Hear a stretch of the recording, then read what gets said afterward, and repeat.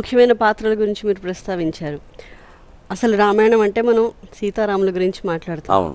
సీతారాములు ఎంతటి ఆదర్శ జీవన విధానాన్ని అవలంబించారు, అసలు దంపతులు ఎలా ఉండాలి అన్నది మనకు చూపించారు.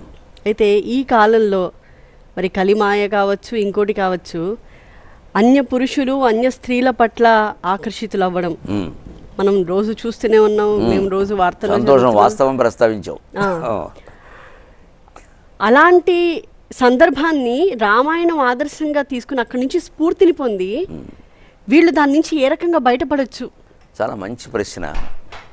ఇవాళ నిజంగా సంసారాలు కూల్చేసే వాటిలో ప్రధాన కారణం ఈ అక్రమ సంబంధాలు. వీటి నుంచి బయటపడడానికి రామాయణంలోనే మనకి 2-3 సందర్భాల్లో 2-3 ఉపాయాలు ఉన్నాయి. నేను సంక్షిప్త దృష్ట్యా 2-3 చెప్తాను, చాలా ఉన్నాయి. రాముడు పరస్త్రీ ఆకర్షణకి లొంగలేదు, రావణాసురుడు లొంగాడు కదా. 2 పాత్రలు మన ఎదురుగా ఉన్నాయి. కారణం ఏమిటి? రాముడి దగ్గరికి వచ్చిన పరస్త్రీ ఎవరు? శూర్పణఖ. ఆవిడ శూర్పణఖ రూపంలో రాలేదు. శూర్పణఖ అంటే శూర్పం అంటే చేట, బియ్యం చెరిగే చేట. నఖం అంటే గోళ్ళు. దాని గోళ్ళు చేటల్లా ఉన్నాయి, అంటే వేళ్ళు పెద్ద పీటల్లా ఉంటాయి, చేతులు పర్వతాల్లో ఉంటాయి. ఇలా ఎవరైనా స్త్రీ వచ్చినా పురుషుడు వచ్చినా ఎవరు ఏమి వ్యామోహంలో పడరు, రాళ్ళెట్టు కొట్టుతారు. అలా ఏం రాలేదు. చక్కగా 16 ఏళ్ళ అమ్మాయిల ఆవిడ అందంగా వచ్చింది. ఆకర్షించేవాళ్ళు అలాగే వస్తారు. ఈయన భార్య దగ్గర ఉండబట్టి వ్యామోహానికి లోనవ్వలేదనడం పొరపాటు. అంతకుముందేనా అంతే, ఆ తర్వాతైనా అంతే ఆయన ప్రవృత్తి. ఆయన తిరస్కరించాడు. సరే, ఆవిడ కక్షగట్టి చివరికి మామూలుగా ఇప్పుడు చాలామంది ఆలోచిస్తారు కదా, ఆవిడ అక్కడ ఉండబట్టి నన్ను కాదు అంటున్నాడు ఈయన అని సీతాదేవిని చంపేసే ప్రయత్నం చేసిందమ్మ. అప్పుడు ముక్కు చెవులు కొయ్యమని ఆజ్ఞాపించింది. చాలామంది తెలియక మాట్లాడతారు, రాముడు సరసుడు కాదు, వీళ్ళకి సరసం కావాలి, వీళ్ళకి సత్యం ధర్మం అక్కల్లా. మాట్లాడే వాళ్ళకి సరసం కావాలి. పెళ్ళి అయిన వాడితో సరసం వేయటం అసలు ఇంకో స్త్రీకి పైగా ఆవిడికి పెళ్ళయింది. శూర్పణఖ భర్త పేరు విద్యుజ్జుకుడు. వాడిని రావణాసురుడే చంపేశాడు తర్వాత. వాడంత అహంకారి. అంచేతను సరసం తెలియక సమస్యగా సరసం అంతా సీతాదేవితో చూపించాలి. నీ సరసం వీళ్ళతో ఎందుకు? రోడ్డు మీద వాళ్ళతో సరసం అంత స్పష్టంగా నిలబడి అక్కడ లక్ష్మణ ఈవిడేమిటో వేషం వేస్తుందంటే నేను చూసుకుంటానులే అన్నాడు. అక్కడికి ఏమన్నా అంటే చూద్దాం లక్ష్మణుడికో పరీక్ష. నేను భార్యతో సహా వచ్చానమ్మా, మా తమ్ముడు ఒక్కడో వచ్చాడు, వాడిని బలకరించాడు. మరి వేషం వేస్తుంది కదా అంటే అక్కడికి వెళ్ళి ఆయన బలకరిస్తే నీకేం బుద్ధి లేదా, ఆయన కాకపోతే ఈయన కాకపోతే అంటే ప్రవృత్తి తెలిసిపోయింది కదా. శూర్పణఖ నిజంగా రాముడి మీద వ్యామోహంతో వచ్చి ఉంటే రాముడు కాదంటే వెళ్ళిపోవాలి, తపస్సు చేయాలి, అగ్నిహోత్ర ప్రవేశం చేయాలి. లక్ష్మణుడు ఏమిటమ్మా అంటే ఆవిడ బుద్ధి అలాంటితో తెలిసిపోతుంది. వీడు కాకపోతే వాడు, వాడు కాకపోతే వీడు. ఇంది ఎక్కడ ప్రేమ లేదు. ఈ కాలంలో కూడా చాలా ప్రేమ అంటారు. నాకు అర్థం, అది కామం. అది శారీరక ఆకర్షణ వల్లనే అన్య సంబంధాలు ఏర్పడుతున్నాయి తప్పితే ప్రేమ కాదు. దానికి వేదం సమాధానం చెప్పింది స్పష్టంగా. జాయాయై కామాయ జాయా ప్రియం భవతి, జాయాయై కామాయ జాయా ప్రియం భవతి, ఆత్మనస్తు కామాయ ప్రియం భవతి, ఆత్మనస్తు కామాయ న ప్రియం భవతి, నవారే మైత్రేయి పద్భర్తు కామాయ భర్తా ప్రియో భవతి, ఆత్మనస్తు కామాయ భర్తా ప్రియో భవతి అని చెబుతాడు. మైత్రేయి అనే భార్యకి యాజ్ఞవల్కుడు చెబుతాడు ఈ మాట. ఆవిడ ఈ మానవ సంబంధాల గురించి అడిగితే, భర్త భార్యని ప్రేమిస్తున్నాడు అంటే మైత్రేయి అమాయకంగా ఆలోచించకు, తన కోసమే ప్రేమిస్తున్నాడు, భార్య కోసం కాదు. నవారే మైత్రేయి పత్యు కామాయ పతి ప్రియో భవతి, ఆత్మనస్తు కామాయ పతి ప్రియో భవతి, నవారే మైత్రేయి జాయాయై కామాయ జాయా ప్రియా భవతి, ఆత్మనస్తు కామాయ జాయా ప్రియా భవతి.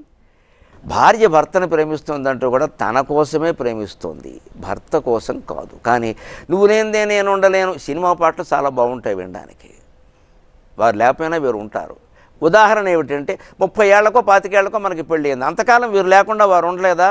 ఇప్పుడు ఆ తల్లిదండ్రుల కంటే అన్నదమ్ముల కంటే కొత్తగా వచ్చిన వాడు ఎక్కువ ఎలా అయ్యాడండి? అప్పటికి వాడు నచ్చాడు, 5 ఏళ్ళు అయ్యేసరికి నచ్చకుండా పోయాడు.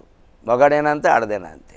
ఈ మార్పు ఎక్కడ మనస్సులో వస్తుందో అక్కడ మనిషి జాగ్రత్త పడితే వేదం ద్వారా రామాయణం ద్వారా తెలుసుకుని ఆ క్షణంలో మనల్ని మనం నిగ్రహించుకుని ఈ బోడి శారీరక సౌఖ్యం ఇంతవరకు నేను పొందలేదా, పైగా ఇవాళ విఫలమవుతున్నవి అన్య సంబంధాలు ఏర్పడుతున్నవన్నీ ప్రేమ పెళ్ళిళ్ళు ఎక్కువ భాగం.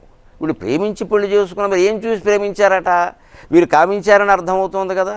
మరి ఏదో అక్కడికి వెళ్ళాం ఇక్కడికి వెళ్ళాం అవగాహన చేసుకున్నాం. అవగాహన అంటే ఏమిటి? హోటల్లో బిల్లు చెల్లించడమా? ఏమిటి అవగాహన చేసుకున్నారు? ఏం చూసి గమనించారు కనుక? అసలు నీ కోసం అంకితమై ఉండాలంటే ఒకటే లెక్క, ఎవరైనా సరే నువ్వంటే నాకు ఇష్టం అంటున్నాడు అంటే వాడు ఉండడమ్మా, ఆడదైనా మగాడైనా. నీతో కలిసి ఉండడం నా ధర్మం అంటే వాడు ఉంటాడమ్మా ఖచ్చితంగా. మనిషి ఇష్టానికి ప్రాధాన్యం ఇస్తున్నాడు, ధర్మానికి ప్రాధాన్యం ఇవ్వాలి.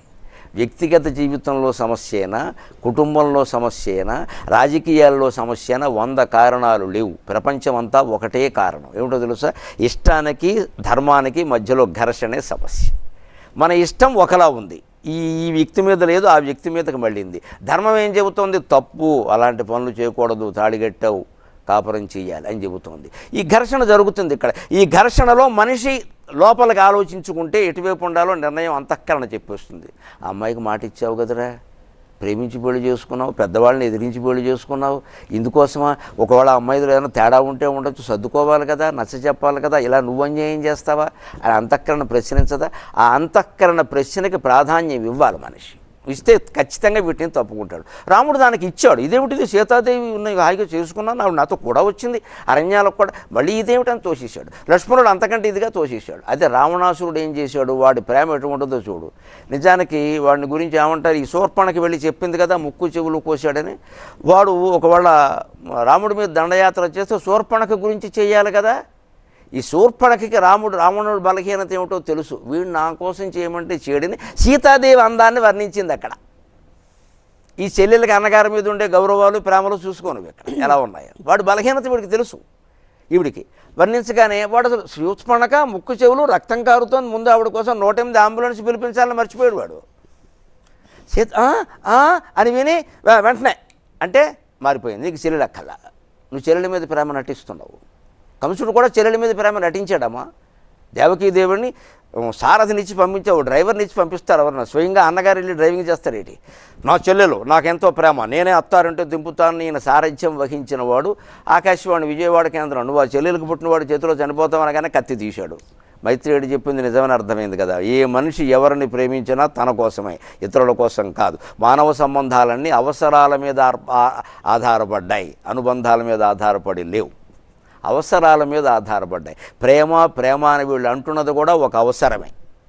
కాలం మనిషి చేతుల్లో ఉంది, మనిషి కాలం చేతుల్లో లేడు. స్పష్టంగా భారతం రామాయణం చెప్పిన మాట. తన జీవితాన్ని ప్రతివాడు తన ఆలోచనతో, తన మాటలతో, తన చేతలతో తీర్చిదిద్దుకోవచ్చు. బద్ధకస్తుడు మాత్రమే ఈ మాటలు మాట్లాడతాడు. నా వల్ల కాదు అంటుంది. మనఃపరిశీలన అది జరగన్నాడు, మనఃపరిశీలన జరగన్నాడు, కుటుంబ వ్యవస్థ విచ్ఛిన్నం అయిపోయింది. ఇప్పటికే చాలా అయిపోతుందమ్మా. ఇప్పటికే కుటుంబం అని ఎక్కడున్నాయి? టుమ్ము మిగిలింది, కూ పోయింది, బమ్ పోయింది, టుమ్ము మిగిలింది. ఇక్కడ